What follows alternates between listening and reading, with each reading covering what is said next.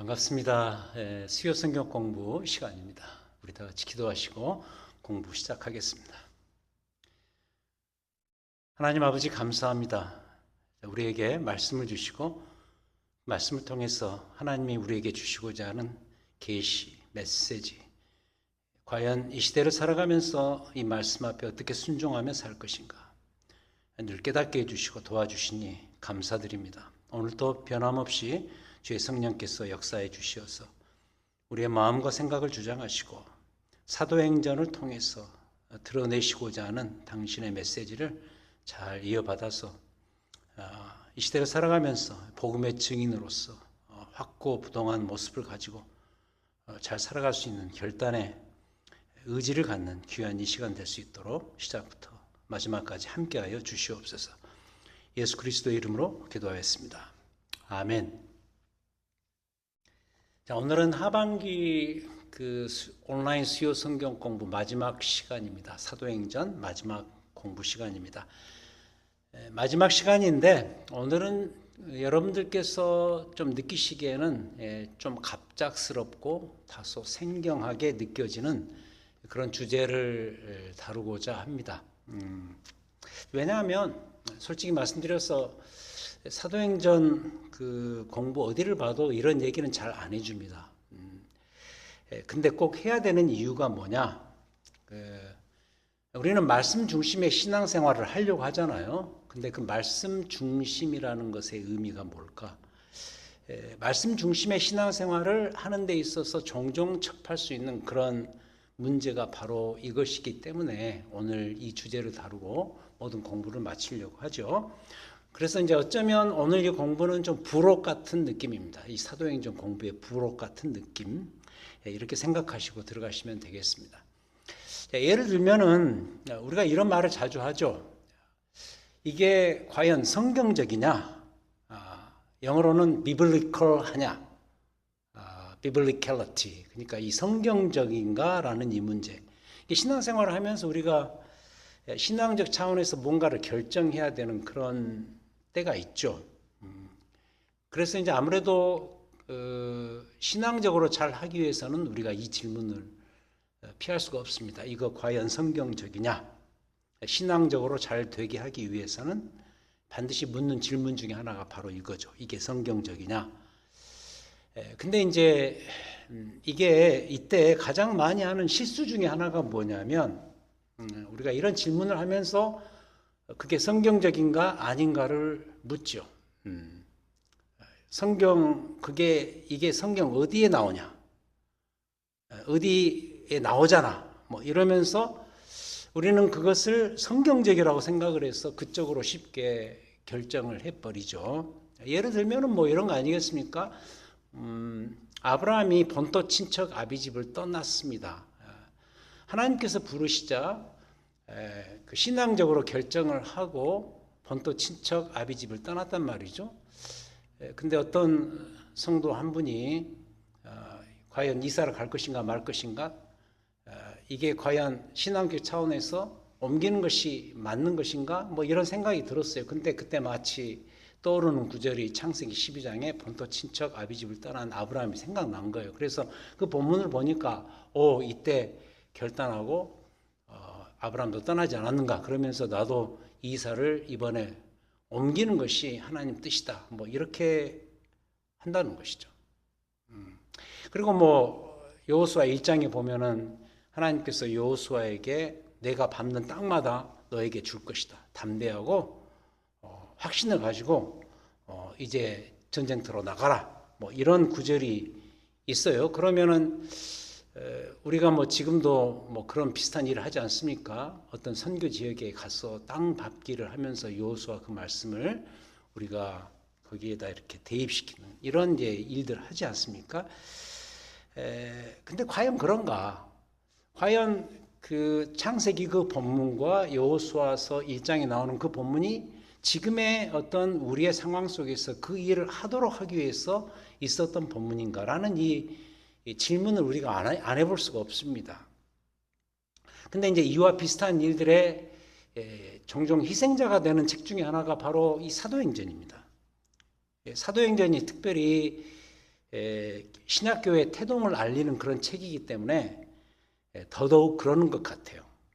뭐 예를 들자면 우리가 교회 회의를 많이 하죠. 뭐 공동회, 당회, 재직회 뭐 이런 것은 물론이고 특별히 이 선교 사역을 하는 과정에서 어떤 아젠다, 어떤 주제가 나오면은 우리는 이 사도행전의 어느 부분을 거론하면서 사도행전에 있지 않냐? 사도행전에서 그렇게 말하지 않았느냐? 우리가 지금 이걸 그래서 성경적으로 해야 된다라고 하면서 그 사도행전의 어떤 내용을 빌려서 아젠다를 결정 내리곤 하죠. 이것도 우리가 생각을 해봐야 될 문제라는 거죠. 과연 그러한가? 자, 그래서 오늘 정리해 드리고 싶어요. 과연 사도행전의 어느 부분이 지금의 우리 안에서 이루어지는 일들 가운데서 어쩌면 막아야 되는 이슈고 또 어느 부분은 계속해서 우리가 해야 되는 이슈인가 적용을 할 수 있는 그런 문제인가 이에 대해서 한번 생각을 해보자는 뜻입니다. 그래서 이 제목을 이렇게 붙인 겁니다. 불연속성 그리고 연속성. 영어로는 그 discontinuity, 연속성, continuity 이렇게 주제를 제가 달아본 것이죠. 자, 먼저 첫 번째로 사도행전의 불연속성의 문제를 먼저 살피겠습니다. 이와 관련된 사도행전에 나오는 그 이슈들은 어쩌면 너무도 많아서 다 다룰 수가 없어요. 다음 몇 개로 압축해서 신뢰를 들어서 말씀을 드리겠습니다.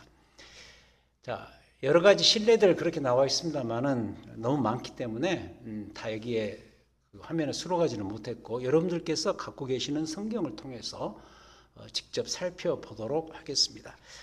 자, 사도행전 책을 펴시기 바랍니다. 자, 1장 8절 잘 아시는 사도행전의 주제가 되는 구절. 오직 성령이 너희에게 임하시면 너희가 권능을 받고 예루살렘과 온 유대와 사마리아와 땅 끝까지 이르러 내 증인이 되리라. 자, 이 구절 아주 뭐 유명한 구절이죠. 우리가 이 구절을 참 많이 적용을 합니다. 특히 복음의 증인되기 위해서 선교적 사명을 감당하자라는 의미에서 이 구절을 많이 등장시킵니다. 매우 필요하고 매우 좋은 적용입니다. 자, 그런데 예를 들어서 마지막에 땅 끝까지 이르러 내 증인이 되리라. 여기에 이 땅끝, 우리가 이 땅끝 로마로 우리가 마침 지난주에 배웠습니다만은 이 땅끝을 문자적인 적용을 해서 뭐 예루살렘 환원주의라고 할까요? 그러니까 지금도 지구를 이제 한 바퀴 뺑 돌아서 예루살렘으로 다시 가야 한다. 복음이 다시 가야 한다.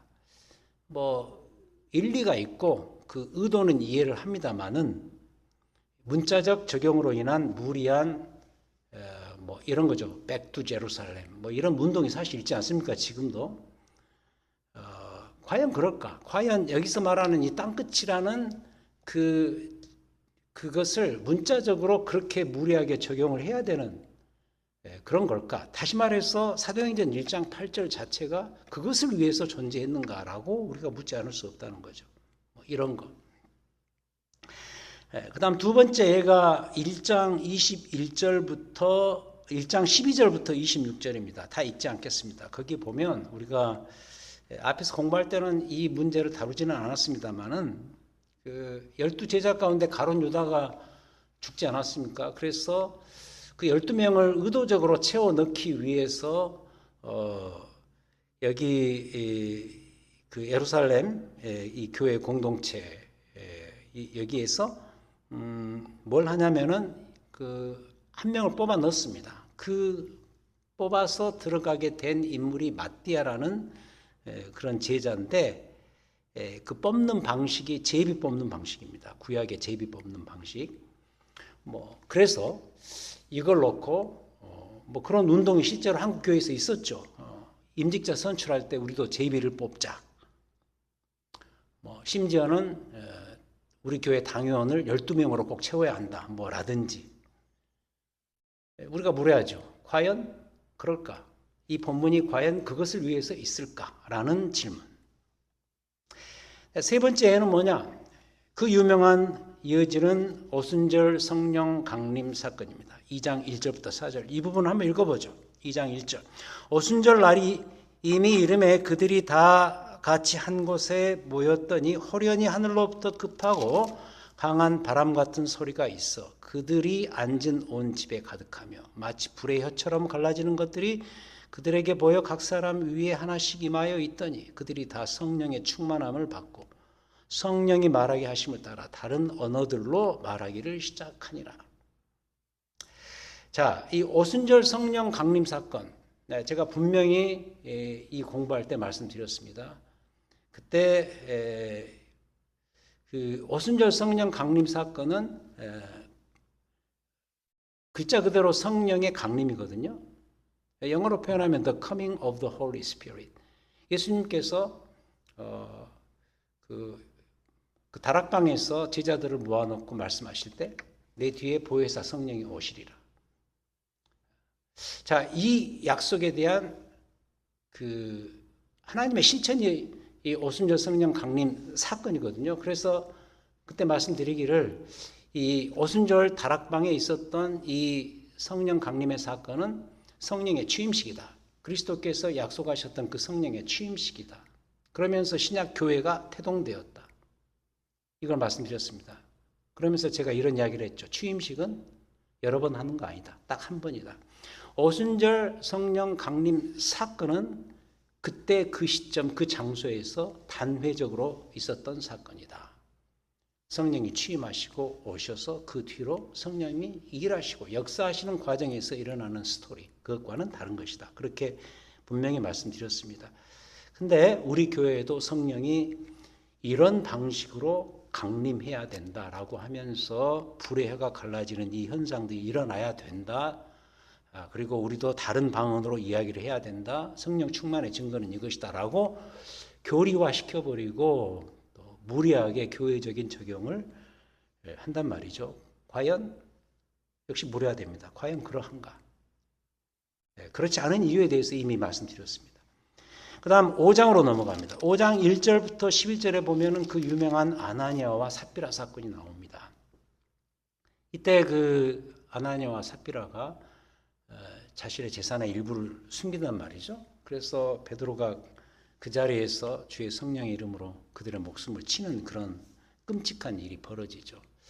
이걸 이제 비판하는 사람들은 이래서 교회가 공산주의자들이다. 뭐 이렇게 비판할 수도 있겠죠. 근데 과연 그러한가? 그걸 지적받기 위해서, 지적하기 위해서 있는 본문인가? 아니라는 거죠.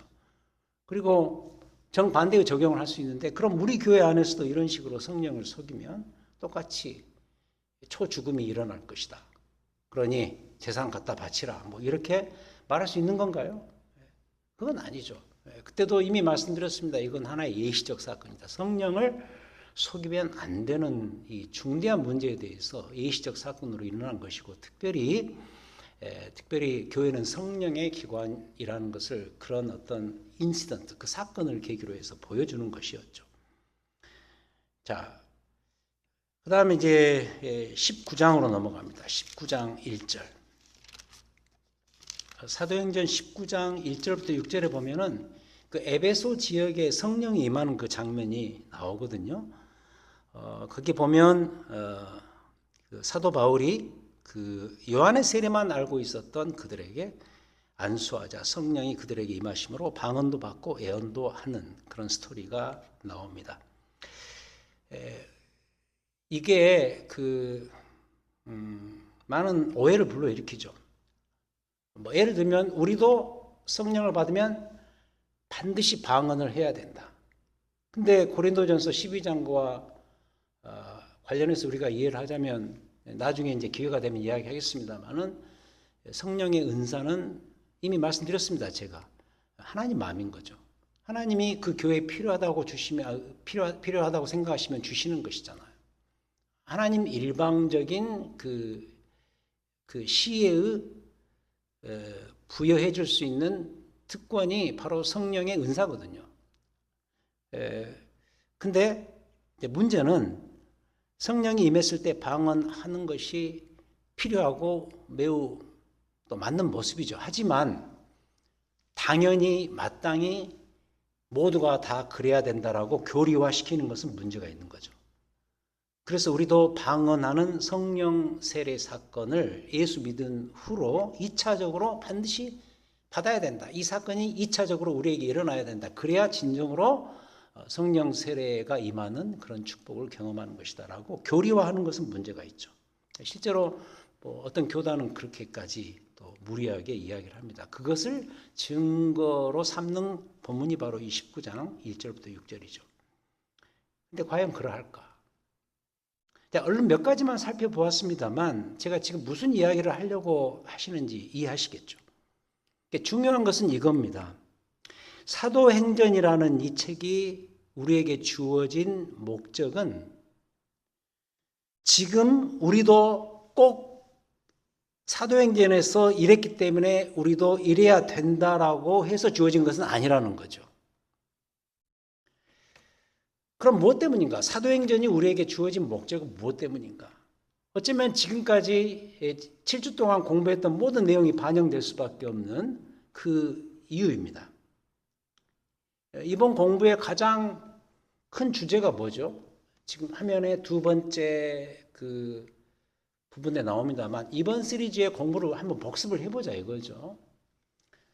자, 하반기 들어서서 복음서를 우리가 먼저 10주 동안 배웠습니다. 복음서. 그때 계속해서 이야기했습니다. 복음의 카운트다운.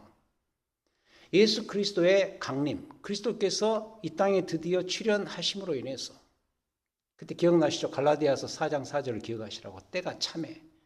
하나님의 그 결정적인 시점에 예수 그리스도를 이 땅에 보내셔서 율법 아래에 나게 하시고 그로 인해서 그 그리스도의 강림으로 말미암아 그분이 하신 말씀과 그분의 하신 모든 사역과 특히 그 모든 사역의 정점이었던 십자가와 부활, 이건 뭘 말하는 건가? 굿 메시지. 천상에서 내려지는 그 하나님의 복음의 카운트다운, 드디어 복음서로 출발되었다. 기억나시죠? 복음서 공부는 그거였어요. 그럼 사도행전은 뭐냐? 그렇게 성취된 복음이 이 땅에서 어떻게 전진하는가? 그 복음의 전진에 관한 책이 이 사도행전이다. 특히 오순절 성령 강림 사건을 계기로 해서 교회가 태동되고 교회라는 이 기관을 통해서 그리스도의 복음이 이 땅에 어떻게 선포되고 확장되는가? 그것을 어쩌면 그것만을 말하기 위해서 쓰여진 책이 사도행전이다. 이렇게 말씀드릴 수가 있죠. 지금 우리가 하고 있는 공부죠. 그럼 서신서 그리고 요한계시록까지 무슨 이야기냐? 다음 학기 내년 봄 학기 때 우리가 이 공부를 할 거예요. 서신서는 복음의 해석과 적용입니다. 복음이 카운트다운되고 복음서를 통해서 사도행전을 통해서 복음이 전진해 나가면서 이제 온 교회 가운데 이 선포되고 전진한 이 복음이 어떻게 해석되고 어떻게 적용되는가? 그들의 삶과 또 그들의 이 교회라는 이 기관을 통해서 어떻게 적용되는가? 이걸 말하는 것이 서신서거든요. 그리고 이제 요한계시록은 그 모든 해석과 적용이 종말적으로 어떻게 성취될 것인가? 그리스도의 재림과 함께 종말의 그 미래에 대한 미리 예견을 해주는 그런 책 요한계시록이죠. 결국 키워드는 뭐냐면 복음입니다. 이걸 보면 알 수 있듯이 신약 성경은 전체가 그래요. 예수 그리스도의 강림을 사건으로 말하면 십자가와 부활이죠. 이것과 함께 시작된 그 복음을 키워드로 장착한 책이 신약 성경이에요. 복음서, 사도행전, 서신서, 요한계시록까지 복음으로 장착한 책. 그게 어떻게 시작되었고 복음이 어떻게 발전되었고 복음이 어떻게 적용되어야 하는지에 대해서 이걸 말해주는 책이 신약 성경이에요. 그 중에 하나인 사도행전. 바로 이러한 의미에서 정경성을 갖고 있는 책인 거죠. 이 정경이라는 말은 신약 성경 그 27권 안에 들어와 있는 그 책을 말하는 것이죠. 그 정경성을 갖고 있는 성경책의 일부이기 때문에 이 사도행전이 반드시 이 관점에서 해석되고 이해되어야 하는 책입니다. 무엇이? 사도행전이. 사도행전도 마찬가지로. 그런 의미에서의 책이다. 그래서 위에서 언급을 했던 것처럼 지금의 우리도 그들처럼 꼭 그래야 한다. 이걸 위해서 존재하는 게 아니라는 점을 기억하셔야 됩니다. 그래서 우리가 이게 과연 성경적이냐라고 말할 때 사도행전 거기서 그랬으니까 우리도 똑같이 현상적으로 그래야 된다. 그렇게 함부로 말할 수 없다는 것이죠. 그래서 뭐죠? 불연속성이다. 이렇게 첫 번째 타이틀을 우리가 붙일 수가 있겠어요. 자, 그럼 그 다음으로 사도행전의 연속성입니다. continuity. 그럼 이 사도행전에 나오는 그 모든 내용들이 다 이런 식으로 지금의 우리와 어떤 연속적인 가치를 지닌 그런 것이 아니라고 한다면 이게 도대체 뭐냐. 어떤 그런 좀 뭐라 그럴까 약간 불편함, 그걸로 인한 어떤 의문이 생길 수밖에 없는 것이죠. 근데 연속성이 있어요. 자, 연속성이라는 것은 쉽게 말해서 이겁니다. 그들도 그랬으니 우리도 이래야 된다죠. 아까 불연속성은 그들이 그러하니까 우리도 이래야 된다. 이게 아니라는 거였어요. 근데 이 연속성은 그들도 그랬으니 우리도 그래야 된다. 우리도 이러자. 바로 이겁니다. 이게 연속성입니다.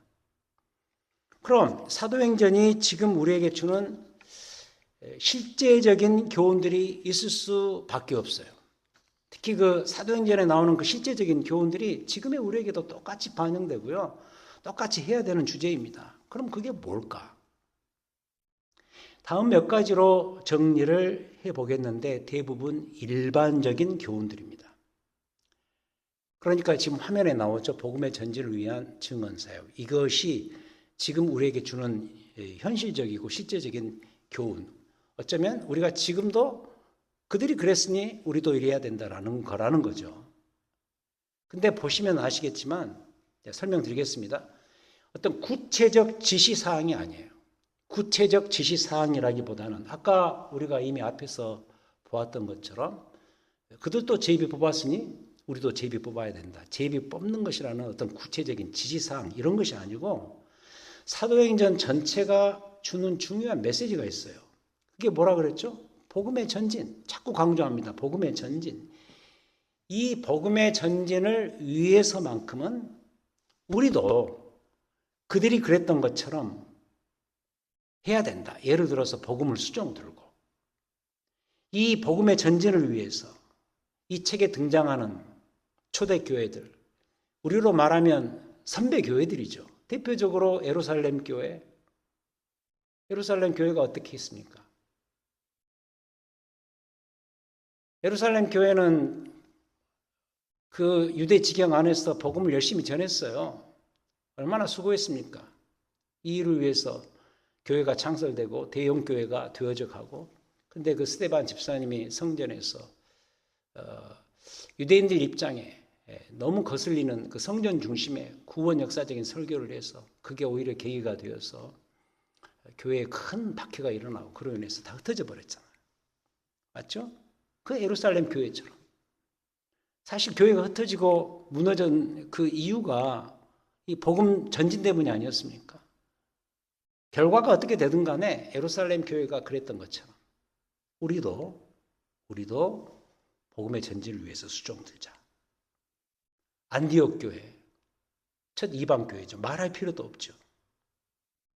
그리고 그 뒤에 나타나는 여러 사도 바울의 세 번에 걸친 선교 여행에서 그 함께 수고했던 주의 종들 브리스길라와 아굴라라든지 또 실라라든지 그리고 디모데라든지 이런 분들, 그리고 바나바, 이방 교회들, 데살로니가 교회, 고린도 교회, 에베소 교회, 그 교회들처럼 열심히 복음을 증언하는 일에 매진해야 된다는 교훈. 사도행전 1장 8절이 사도행전 전체의 주제 구절이라고 한다면 오직 성령이 너희에게 임하시면, 성령이 너희에게 도래하면 그때부터 이 예루살렘을 중심으로 해서 땅끝까지 나의 증인이 되어야 할 것이다. 그래서 이 복음의 증언, 이게 우리 입장에서는 매우 중요한 주제죠. 복음의 전진 자체가 사도행전 전체에 우리에게 주고자 하는 가장 중요한 메시지라고 한다면 그 복음의 전진에 수종 들고 순종하는 이 복음의 증인, 교회의 증언 사역. 이건 너무도 중요할 수밖에 없죠. 이게 바로 사도행전이 갖고 있는 우리에게 주는 연속성의 가장 중요한 주제가 되겠습니다. 하나씩 설명하자면 이거죠. 복음의 전진을 위한 증언 사역. 이게 우리의 사도행전이 가지고 있는 연속성의 주제라고 한다면 제가 한번 네 가지로 정리해 봤습니다. 1번, 말씀에 기초하고 성령을 의지함. 복음의 증언 사역을 할 때 일단 이 사도행전 전체에서 볼 때 많은 그 증언 사역을 했던 그 개인적인 인물이라든지 교회까지 포함해서 그들의 특징이 뭐냐면 하나님 말씀에 기초하고 성령을 의지하면서 이 일을 계속 감당했다. 많은 증거가 있지만 한 예를 들어보죠. 사도행전 6장 보겠습니다. 우리에게 잘 알려진 7 안수 집사를 선발하는 과정. 6장 195페이지 1절입니다. 그때 제자가 더 많아졌는데 헬라파 유대인들이 자기의 과부들이 매일의 구제에 빠짐으로 히브리파 사람을 원망하니, 일종의 그 지방색 갈등이 교회 내에서 벌어진 거죠. 헬라파 유대인들, 그러니까 이방인 쪽에 더 가까운 그런 유대인들, 근데 본류 히브리파 사람들, 그 둘 사이에 과부들이 구제에 빠지는 것을 보고 이제 이 이방 쪽 유대인들이 원망을 하기 시작합니다. 그때 이제 12사도가 제자를 불러서 이렇게 이야기를 합니다. 이 참 중요한 구절인데, 우리가 하나님의 말씀을 제쳐놓고 접대를 일삼는 것이 마땅하지 아니하니, 이 접대를 일삼는다. 그러니까 구제 사역에 빠지는 것, 이것을 무시하는 것이 아니라 이 일을 하되 우리가 하나님 말씀을 제쳐놓고 한 것 같다. 이게 문제가 된 것 같다. 근데 하나님 말씀이 더 앞에 와야 되지 않느냐, 이런 의미인 거죠. 그래서 이제 칭찬받는 사람 7사람을 선발해서 이 사람들에게 이 임무를 부여시키자. 그래서 이제 그 7명의 집사가 선발되고 안수해서 유명한 7절 말씀이죠. 이 일이 바로 있은 그 다음에 이 9절, 사도행전에 무시할 수 없는, 정말 우리가 간직하고 기억해야 될 이 중요한 표현이 나옵니다. 하나님의 말씀이 점점 왕성하여. 글자 그대로 이번 우리 공부, 사도행전 공부의 주제입니다. 복음의 전진이죠. 하나님 말씀이 점점 왕성해져서 예루살렘에 있는 제자의 수가 힘이 많아지고 허다한 제사장의 무리도 이 도에 이 말씀에 복종하는 일들이 벌어졌다. 무엇 때문에? 무엇을 계기로? 이 예루살렘 교회가 말씀에 기초하고 성령을 의지하는 이 작업 때문에, 이 모습 때문에 이런 일들이 벌어졌다. 그래서 첫 번째, 이 하나의 좋은 케이스인데요. 사도행전 전체에서 복음의 전진을 위한 증언 사역에서 가장 첫 번째로 내세울 수 있는 연속성을 가진 우리에게 주어지는 교회는 그리고 복음의 증언 사역에 참여하는 모든 자들은 말씀에 기초하고 성령을 의지하면서 해야 된다.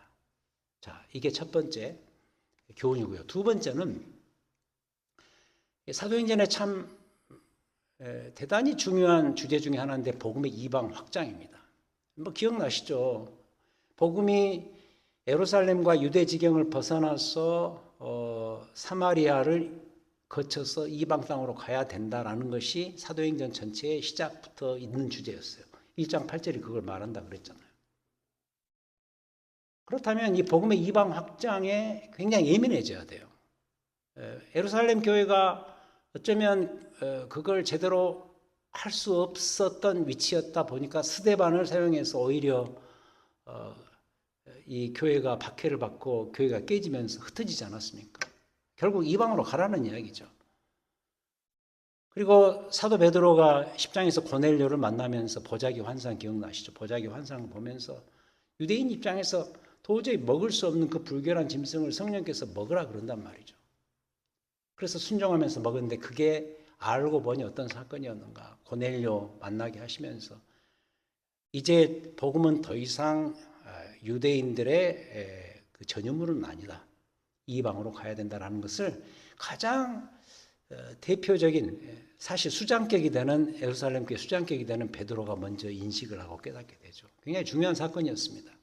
그리고 나서 이제 바울에게 그게 시프트가 되면서 전이 되면서 사도 바울이 용기를 가지고 바나바와 함께 안디옥 교회를 중심으로 해서 복음이 이방 땅으로 전진하는 그 남아있는 부분, 사도행전에 굉장히 중요한 주제 아닙니까? 그렇다면 보세요.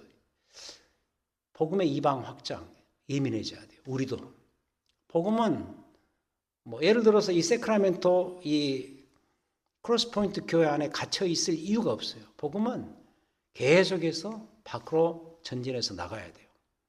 에이전시로서 부름받은 사람들이 누구냐? 교회고 지금 우리 크로스포인트 교회도 마찬가지라는 거죠. 우리는 복음의 이방 확장에 예민해져야 된다. 이것을 두 번째 교훈으로 연속성 차원에서 배워야 되는 그런 거라고 생각을 합니다. 자, 그다음 세 번째. 자, 그렇다면 이제 굉장히 실천적인 그런 주제인데요. 이 일을 위한 고난을 자처한다. 우리가 지난번에 배웠잖아요.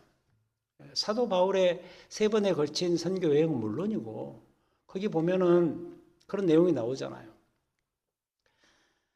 돌에 맞아서 죽을 뻔해서 그냥 성 밖으로 내치는 그런 스토리가 1차 선교 여행 때 있었고, 그리고 그가 메인으로 사역했던 에베소에서 얼마나 많은 어려움을 겪었고, 그리고 2차 선교 여행에서는 데살로니가 같은 데는 그냥 거기를 쳐다보기도 싫을 정도로 아주 심하게 극렬 유대주의자들이 사도 바울을 박해했고, 그리고 돌아와서 예루살렘에서 더 본격적으로 그를 결국 감옥에 가두는 그런 일이 벌어지고, 가이사에게 상소하기 위해서 로마로 갔는데 유라굴로 광풍을 만나고, 어떻게 보면 사도행전 전체 보면 복음의 증언 사역 때문에 사실 고난으로 도배되어 있거든요. 그렇다면 뭐 이 일을 위한 고난을 자처하는 이 시대의 교회 말할 필요도 없죠. 복음을 증언하기 위해서 교회는 고난을 자처할 필요가 있다. 나서서 앞장서서 해야 될 필요가 있다. 자, 이걸 우리가 세 번째 배우게 되죠.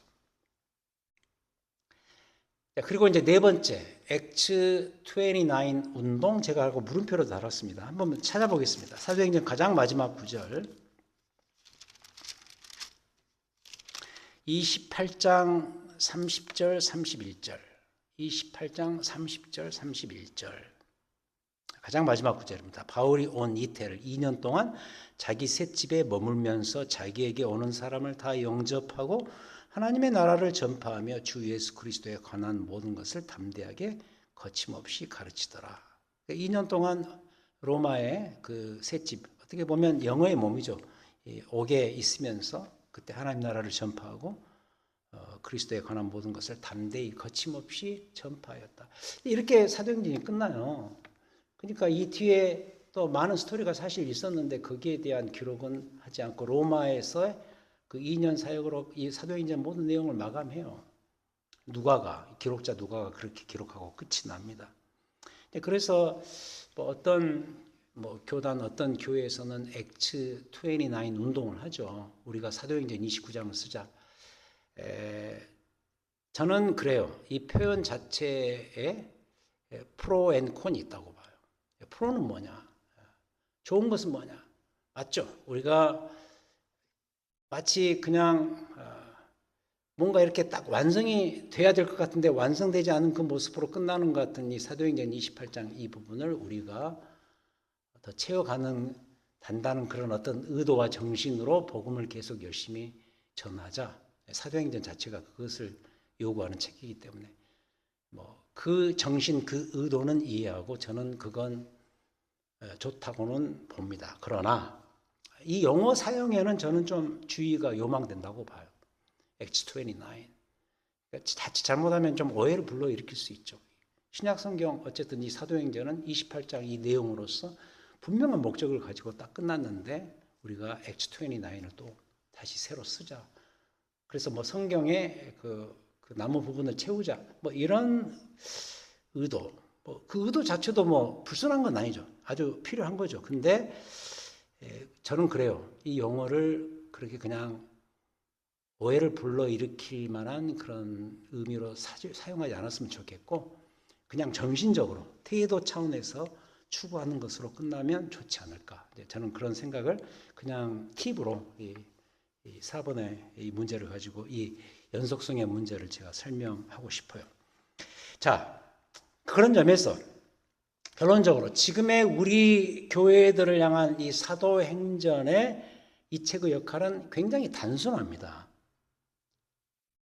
복음의 전진입니다. 복음은 그때도 그랬던 것처럼 사도행전에 그 교회들이 그랬던 것처럼 사도행전에 나타난 그 주인공들이 그랬던 것처럼 지금의 모든 그 이후의 신약 교회들을 통해서 여전히 복음은 계속 전진해야 된다. 이게 사도행전의 연속성이죠. 그래서 지금 우리는 이러한 정신과 방향, 사도행전에서 말하는 복음의 전진이라는 그 방향, 이걸 실천적으로 잘 받으면 되겠습니다. 저는 이래야 성경적이라고 생각을 해요. 사도행전을 이해하면서 성경적으로 살려고 하는 우리의 삶의 모습이 아닌가 이렇게 생각을 합니다. 그래서 뭐 팁으로 말씀드리고 싶은 것은 이래서 이제 그 필요한 것이 뭐냐면 구속사적 성경 보기입니다. 구속사적 성경 읽기입니다. 예를 들어서 제가 지금 하고 있는 주일 설교가 다 그거예요. 뭐 지금 느헤미야 왔고 그다음에 에스더 오지 않았습니까? 바벨론 포로기의 포로기를 지금 보고 있습니다만은 내년부터는 이제 예수 그리스도의 오심으로 시작되어서 드디어 성취된 그리스도의 복음 그리고 그것이 어떻게 신약 시대로 접어들면서 어떻게 전진하고 어떻게 매듭 지어져야 되는가 이걸 이제 우리가 주일 설교를 통해서 여러분들께서 메시지를 들으실 거예요. 구속사적 성경 보기. 지금 하고 있는 이 온라인 수요 성경 공부도 똑같은 거죠. 구원 역사 그 전체 틀에서 그 프레임에서 사도행전이 차지하는 위치가 무엇인가. 지금 하고 있는 공부가 바로 그런 거죠. 구원 역사적이라는 큰 프레임, 그 틀 안에서 이 부분을 이해하는 것이죠. 이걸 잡아 늘려서 구속사적 성경 보기의 다른 표현이 뭐냐면 gospel centered reading이죠. 복음 중심의 성경 읽기죠. 복음이라고 했을 때는 사건을 놓고 말하지만 복음 중심의 다른 말은 Christ centered, 그리스도 중심이에요. 왜냐하면 복음의 그 핵심이 그리스도께 있기 때문에 복음 중심, 그리스도 중심, 구원 역사적 중심 다 비슷한 말이죠. 이 틀 안에서 성경을 읽고 봐야 된다. 이걸 이제 여러분들에게 팁으로 마지막 당부드리고 싶습니다. 실천적으로도 그렇습니다. 마지막으로 강조하고 싶은 것은 이겁니다. 우리의 모든 것을 이제부터는 이 복음 중심, 그리스도 중심으로 바꿔야 된다는 점이에요. 이게 굉장히 중요한 이야기입니다. 예를 들자면 복음 중심의 사고, 복음 중심의 교회, 복음 중심의 목사, 복음 중심의 장로, 복음 중심의 재직, 복음 중심의 집사, 복음 중심의 세계관, 개인적으로 들어가도 복음 중심의 부부, 복음 중심의 미래. 바꿔 말하면 예수 그리스도 중심의 교회, 예수 그리스도 중심의 목사, 예수 그리스도 중심의 장로, 집사, 재직, 권사, 예수 그리스도 중심의 세계관, 자녀관, 예수 그리스도 중심의 부부. 제가 그 라디오에 그 자동차 라디오에 항상 셋업해 놓은 이 패밀리 라디오 크리스천 스테이션이죠. 거기에서 요새 크리스마스 캐롤이 계속 나와요. 기독교 방송국에서 나오는 거니까 캐롤을 엄선을 하죠. 특히 아기 그리스도의 탄생의 의미를 알려주는 그런 내용들만 골라서 하죠. 뭐 징글벨 이런 거 나오지 않습니다. 그러면서 가운데 그 진행하시는 분의 멘트 가운데 제가 이런 표현을 들었습니다. Christ-centered Christmas. 그러니까 그리스도 중심의 크리스마스. 참 아이러니를 느꼈어요. 사실 크리스마스 그러면은 그 안에 당연히 주인공 되시는 예수 그리스도가 서 계시지 않겠습니까? 크라이스트 마스 아닙니까? 크리스마스. 예수 그리스도가 당연히 주제가 되죠. 근데 이제 하도 세상이 이상해져서 뭐 크리스마스를 그냥 해피 할로데이로 바꾸려고 하고 참 어떻게 보면 참 못됐어요. 그렇게 하는 거 아니죠. 그러니까 다시 말씀드리는데 복음 중심의 사고와 행동이 필요한 시점이다 지금. 그리스도 중심의 사고와 행동이 필요한 시점이다, 지금이. 그 과정 속에서 여러분들이 지금 이 공부를 하신 거예요. 사도행전 공부를 하신 거예요. 자, 아무튼 지난 8주 동안 사도행전 공부를 잘 따라와 주신 것 감사드리고, 이제 한 달 정도, 약 한 달 정도를 쉬고 다음 해에 들어서 서신서로 넘어가겠습니다. 여러분들을 안내해 드릴 것입니다. 서신서의 주제 역시 뭐죠? 복음이에요. 그때 가서 또 말씀드리겠지만 복음입니다. 예수 그리스도 중심의 복음. 아까 말씀드린 것처럼 한번 가볼까요? 다시. 이 세 번째, 서신서는 복음의 해석과 적용이다. 바울서신, 그리고 일반 공동서신, 요한서신, 베드로서신, 야고보서신, 히브리서 다 복음의 교회적 해석과 적용입니다. 이 문제를 이제 다루기 때문에 특히 여러분들의 그 개인적인 신앙생활은 물론이고 특히 교회 생활에 많은 도움이 되고 영향을 주리라 믿습니다. 그때 또 만나 뵙기로 하고요. 이번 학기 복음서와 사도행전 공부를 이제 마감하겠습니다. 기도하시겠습니다. 하나님 감사합니다. 이 땅의 복음의 중심으로 오신 우리 주 예수 그리스도, 주님의 오심으로 말미암아 복음이 카운트다운되고 그게 이제 성령의 오심으로 인해서 교회가 태동되고 교회를 통해서 어떻게 복음이 확장되고 전진되는가, 우리가 이 두 개의 책을 통해서 배우게 되었습니다. 지난 18주 동안 함께해 주신 것 감사드립니다. 다시 우리의 마음속에 복음의 중심으로 오신 우리 주 예수 그리스도를 흠모하고 찬양하며, 특별히 이 대강절, 이 성탄절 절기에 주의 오심을 그런 관점에서 축하하고 감사하고, 우리 주님이 오심으로 인해서 얼마나 이 세상과 우리의 삶에 큰 변화가 왔는가, 복음이 가져다주는 그 파워와 아름다운 경험, 새로운 삶의 비전과 열망, 그리고 그 삶이 가져다주는 축복들, 이걸 우리가 누리고 경험할 수 있는지 다시 한번 이 공부를 돌아봄으로 인해서 갖게 되기를 간절히 원합니다. 주님, 각 가정에 주의 은혜가 임하기에 도우시고 우리의 일터를 보호하시며 특히 우리 소속되어 있는 모든 각 교회들에게 함께해 주셔서 복음의 중심 되시는 그리스도를 바라보고 찬양하며 그로 인한 감사가 넘치는 이번 마지막 한 해의 시즌이 될 수 있도록 인도하여 주시옵소서. 이 모든 공부의 과정에 함께해 주신 우리 주님을 다시 한번 찬양합니다. 감사드립니다. 예수 그리스도의 이름으로 기도하였습니다. 아멘.